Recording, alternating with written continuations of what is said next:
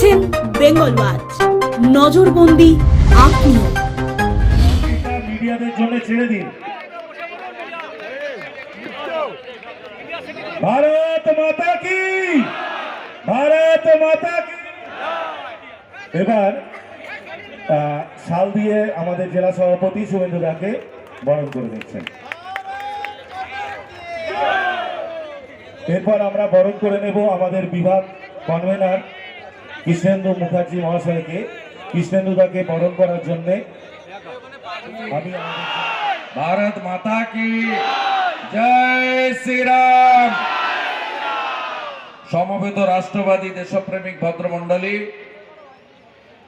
গত এক বছরেরও বেশি সময়কালে ভারতীয় জনতা পার্টি যে বুথ সশক্তিকরণ অভিযান চালিয়েছে, সেই বুথ সশক্তিকরণ অভিযানে বারাসাত লোকসভা কেন্দ্রের যে বুথগুলিতে আমাদের বুথ টিম তৈরি হয়েছে, বুথ সভাপতি, বুথের কর্মী এবং শুভানুধ্যায়ী গত পঞ্চায়েতে যে কটা আসনে নমিনেশন করার সুযোগ হয়েছিল এবং যেখানে আমরা লড়েছি তার পঞ্চায়েতের প্রতিদ্বন্দ্বী প্রার্থী এবং মধ্যমগ্রাম, বারাসাত, হাবড়া, অশোকনগর সহ বিধাননগর সহ আমাদের পৌরসভায় গুলিতে যারা লড়েছিলেন, কারণ অনেকদিন ধরে ব্যবসা চালিয়েছে।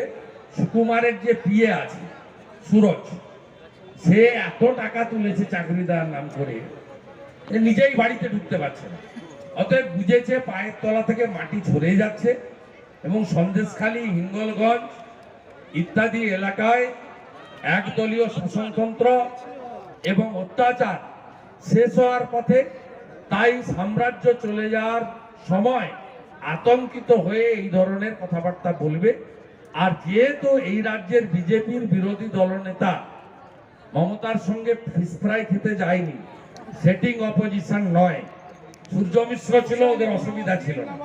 কংগ্রেসের অপোজিশন লিডার ছিল, ওদের অসুবিধা ছিল না। বিজেপির অপোজিশন লিডারকে নিয়ে ওদের সমস্যা হচ্ছে, তাই বিজেপিকে এবং তার দল বিরোধী দলনেতাকে আক্রমণ করবে, এটা অত্যন্ত স্বাভাবিক।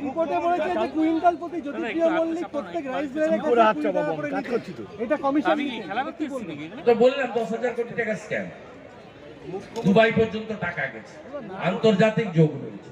It's a fifth case for famous. আজকে জয়নগরে বলেছেন রাম মন্দির আসলে ভোটের জিনিস। মুখ্যমন্ত্রী জয়নগরে বলেছেন রাম মন্দির এই সনাতনী এবং হিন্দুদেরকে আক্রমণ করলেন, মানে অপমান করলেন, সাথে সাথে সুপ্রিম কোর্টকে অপমান করলেন। সুপ্রিম কোর্ট সব পক্ষের কথা শুনে রাম মন্দিরকে তার জায়গায় যেমন অ্যালাউ করেছেন, তেমনি ইসলাম ধর্ম যারা মানে তাদের জন্য আলাদা করে সরকারের 25 একর জায়গা অ্যালট করেছেন। 10 একর জায়গা অ্যালট করেছে সরকার, উত্তরপ্রদেশ সরকার। 25 কিলোমিটার দূরে সেখানেও একটি মসজিদ, সমস্ত সুবিধাযুক্ত মসজিদ তৈরি হচ্ছে। এই কথার মধ্য দিয়ে মুখ্যমন্ত্রী যে তোষণের রাজনীতি করেন এবং মুসলিমদেরকে উস্কে ভোটের রাজনীতি করেন, এটা প্রমাণ হচ্ছে। মুখ্যমন্ত্রী ভীষণ কষ্ট যে তার পরিকল্পনা মতো শাহজাহানের ভাই আলমগীর, জিয়াউদ্দিন মোল্লা, তারা ইডিকে মারলো, সিআরপিএফ কে মারলো, তারপরেও তারা গুলি চালানো না। শীতলকুচির মতো মুসলমান লাশ 2-4টা পাওয়া গেল না, উনি নাচতে পারলেন না। এটা ওনার বিরাট কষ্ট। এই কষ্ট থেকেই জয়নগরে অবক্ত যন্ত্রণার কথা মুখ থেকে বেরিয়ে আসে।